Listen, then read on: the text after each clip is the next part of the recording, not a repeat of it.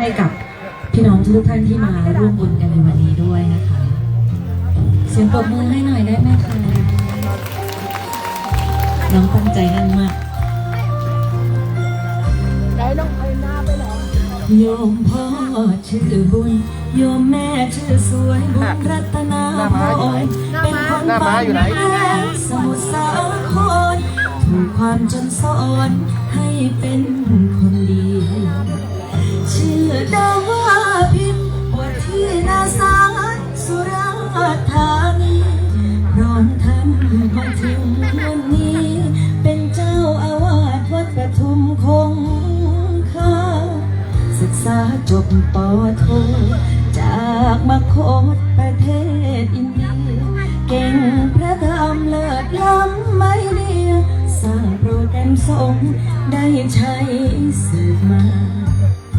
เป็นบัวเนื้อน้ำแห่งวัดน้ำปทุมคงคาเป็นหนึ่งสังหลักในสงฆ์เทราสมชายาญาณวิโรจากพระพิมพ์สู่พระพรหมพระพรหมเสนาบดีจากทุลีสู่ทุดงค์หลวงพ่อยังคงเป็นดังร่มโพคุ้มใจให้คนทุกนามคุ้มทำตามทางเทโรพระพุทธมหาชนกองค์โตพระประธานแห่งวัดปทุมโอ้กุ้มคำจุนบุญ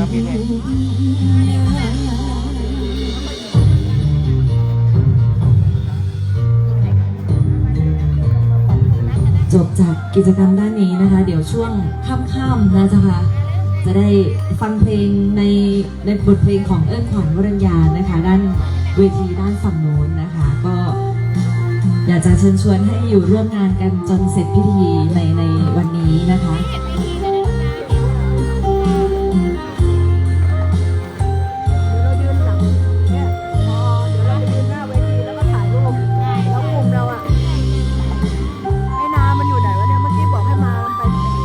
จากพระพิมพ์สู่พระพรหมพระพรหมเสนาบดีจากทุลีสู่ทุดงค์หลวงพ่อยังคงเป็นดังโพคุ้มใจให้คนทุกอย่างคุ้มทำตามทางเทโรพระพุทธมหาชนกองค์โตพระประธานแห่งวัดปทุมโอบอุ้มคุ้มใจบุญญาจากพระพิมพ์สู่พระพรหมพระพรหมเสนาบดีจากทุลีสู่ทุดงค์หลวงพ่อยังคงเป็นดัง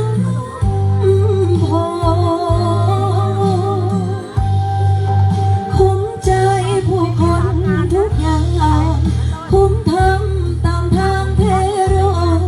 พระพุทธมหาชนกองค์โตพระประธานแห่งวัดปทุมโอบอุ้มคำจุนบุญญา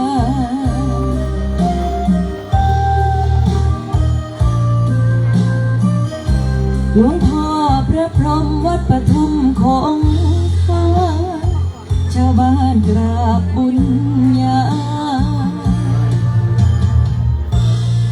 ถวายใจ